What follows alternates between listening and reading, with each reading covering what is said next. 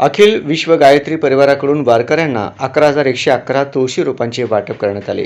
रविवार दिनांक 26 जुलै 2026 रोजी चंद्रभागा बस स्टँड पंढरपूर येथे अखिल विश्व गायत्री परिवाराच्या वतीने हरिभक्त परायण गहिनीनाथ औसेकर महाराज सहअध्यक्ष पंढरपूर, परमपूज्य श्री शिवाजी मोरे महाराज, जगद्गुरू संत श्री तुकाराम महाराज वंशज, डॉक्टर सूर्यप्रकाश खोटे संस्थापक सोलापूर ग्रीन मिशन, श्री सचिन इथापे उपविभागीय अधिकारी पंढरपूर, पुरुषोत्तम धूत तसेच गायत्री परिवाराचे प्रमुख यांच्या उपस्थितीत पांडुरंगाच्या दर्शनासाठी पंढरपुरात आलेल्या 11,111 वारकऱ्यांना तुळशीची रोपे सदरील मान्यवरांच्या हस्ते वाटप करण्यात आले। यावेळी मान्यवरांनी शुभेच्छा दिल्या। आणि गुरुदेवाने आज हे पुस्तक त्याच्यावर खूप लिहिलेलं आहे आणि आपण एकदा नामदेवरायांचे सगळे अभंग वाचून घेतलात तर लक्षात येईल की तुळशीचं काय महत्त्व आहे। आज अशा तुळशी च्या वाटपाच्या निमित्ताने आज तुम्ही आम्हाला इथं बोलवलं, बोलून सन्मान केला, सत्कार केला।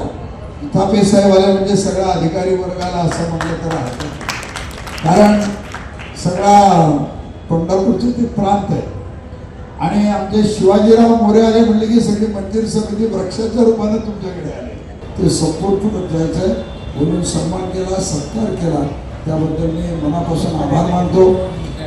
डॉक्टर सूर्यप्रकाशजी सुद्धा वृक्षवंदीचे खूप मोठे प्रेमी आहेत, तरी ते आता सांगतील आपल्या ह्याच्यात किती झाड लावले, काय काय केले।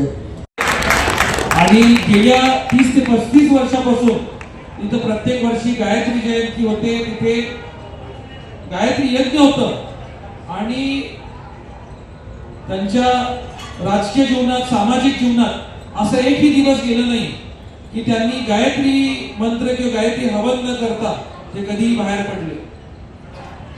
खरं म्हणजे तुळशीचं महत्व फक्त काय म्हणतात की सांस्कृतिक किंवा आपल्या विज्ञानाच्या पलीकडे आहे।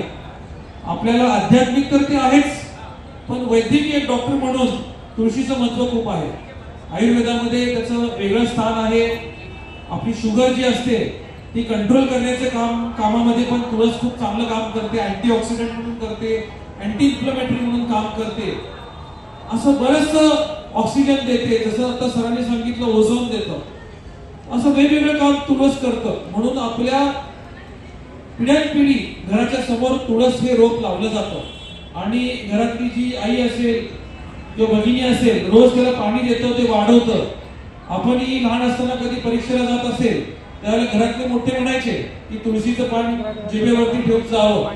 त्याचं कारणच एक आहे की एक स्ट्रेस रिलीफ, जे आपल्या परीक्षेला जाण्याच्या आधी जे अभ्यासाचं ताण तणाव असतं आणि बरेचसे विद्यार्थ्यांना एन्झायटी इश्यू असायचे